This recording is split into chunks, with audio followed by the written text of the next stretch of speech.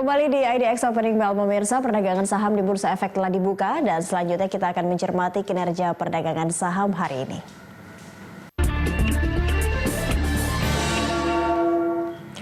Untuk mengetahui pergerakan saham hari ini kita akan membahasnya bersama Kepala Riset Praus Capital Alfred Nainggolan. Selamat pagi Bang Alfred. Selamat pagi. Senang rasanya bisa menyambut narasumber saya kembali di studio, tapi kita tetap jaga jarak begitu ya. Tentunya. Ini kalau tadi kita sudah melihat indeks sudah dibuka, ternyata berhasil menguat lagi. Penguatannya sangat tipis, kurang lebih hampir sama dengan penurunan yang kemarin 0,05%, ditutup hari ini tadi dibuka 0,47% sekarang. Ini Anda melihatnya IHSG akan seperti apa untuk sepanjang hari ini? Kalau kita melihat tadi kita sempat membahas IDX Diary, nampaknya tetap cukup konsisten ya. Ada satu minggu terkoreksi di hari yang sama, hijau di hari yang sama. Bagaimana dengan pergerakan untuk hari ini? Ya, kalau untuk hari ini memang kita ekspektasikan sampai sejauh ini karena faktor tadi malam juga bursa Amerika ditutup cukup bagus, bahkan bursa Asia juga regional Asia pagi ini juga penguatannya juga cukup bagus. Jadi kita ngelihat kita akan bisa bertahan di zona positif. Cuma tadi kalau kita lihat dari sesi pembukaan, penguatan kita relatif tidak cukup sebanding dengan tadi penguatan di beberapa bursa tadi malam, bahkan bursa Asia. Dan ini yang membuat kita melihat bahwa kemungkinan asing masih terus mencatatkan net sell. Ya, dan betul. Ini yang mengurangi confidence untuk domestik kita. Makanya kalau kita lihat dari pembukaan tadi sampai sekarang, terlihat besaran kenaikan kita terus mengalami penurunan. Dan potensinya kemungkinan juga sampai di akhir perdagangan juga kita lihat bahwa sepertinya pasar masih ragu-ragu dalam menyikapi tadi penguatan yang terjadi di bursa regional bahkan regional Asia hari ini. Jadi kemungkinan nilai transaksi juga tidak akan cukup besar, hampir sama.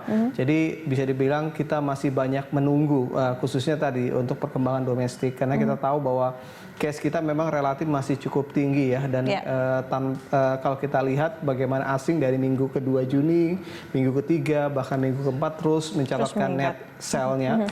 Ini menunjukkan bahwa memang ada kekhawatiran yang dilihat pasar. Padahal kalau kita lihat di minggu keempat Mei sampai di awal Juni kita lihat asing cukup agresif untuk masuk ke beberapa saham perbankan dan juga saham-saham blue chip kita. Tapi minggu kedua, minggu ketiga, bahkan minggu keempat keluar, dan mungkin kita lihat lebih kepada faktor tadi memang kondisi penanganan COVID yang bisa dibilang mungkin akan menjadi penghambat proses. Artinya ini pasar juga memang masih, pelaku pasar juga memang masih melihat ya masih ada kecenderungan nervous untuk masuk ke dalam pasar kembali karena kecenderungannya kebanyakan asing pun hanya sell begitu. Ya betul, sudah pasti ya. Jadi kalau kita lihat memang ini yang membuat tadi kenapa bisa dikatakan kalau kita lihat kalau melihat dari level bottom terendah ya di bulan Maret kemarin, bursa Amerika itu udah naik dalam kisaran 40%.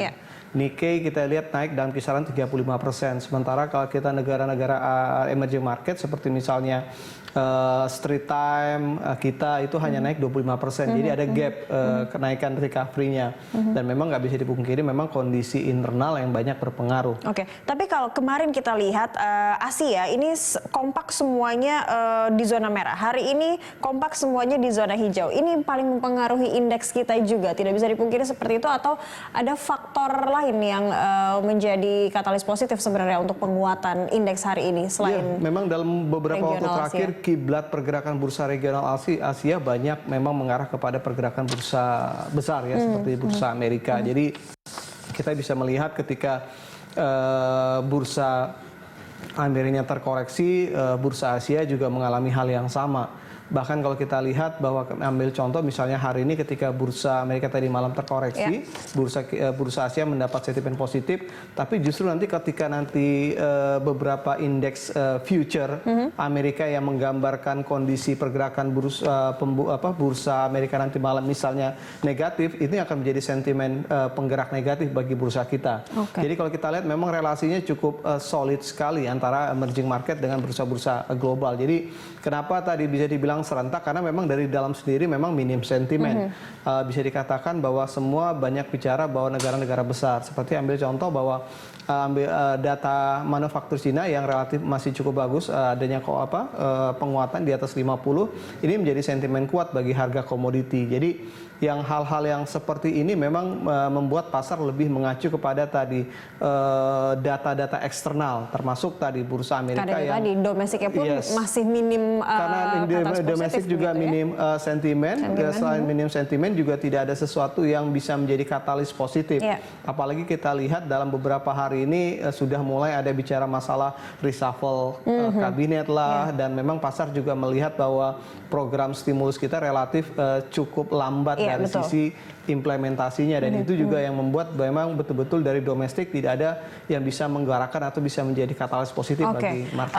Bang Alfred, kalau kita lihat kembali pergerakan untuk saat ini nampaknya tipis sekali begitu ya, 0,52 sekarang 0,51 lagi turun. Kira-kira ada di rentang level berapa pergerakan indeks kita untuk hari ini? Kalau hari ini kita lihat ada di rentang 4869 sampai 4950. Jadi memang pergerakannya memang dalam beberapa hari ini kita perkirakan memang dalam range yang sempit, karena memang tadi tidak ada ruang gerak bagi IHSG yang berasal dari sentimen yang akan banyak bisa mempengaruhi.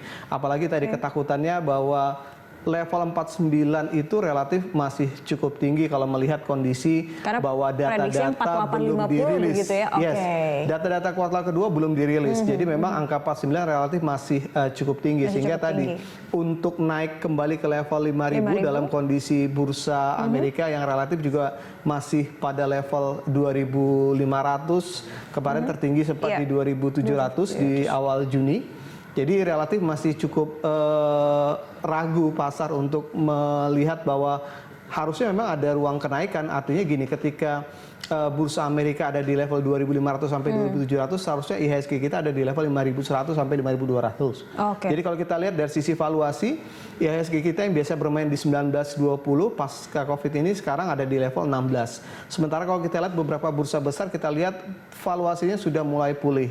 Jadi kita lihat indeks Nikkei yang biasanya 16-17 sekarang bermain di 15. Juga jadi kebanyakan sudah mulai pulih. Cuma memang beberapa emerging market termasuk seperti kita yang belum cukup pulih, dan memang cukup rasional kalau melihat kondisi domestik yang memang belum confirm sepenuhnya. Makanya kalau kita lihat puncaknya mungkin nanti akan dilihat adalah ketika mulai rilis nih kuartal kedua. Beberapa emiten kemungkinan juga nanti akan menggambarkan bagaimana realita kuartal kedua, termasuk pertumbuhan ekonomi kita nanti di kuartal kedua. Tapi kita berarti masih bisa optimis kita bisa menyentuh kembali level 5.000 begitu, Bang Alfred?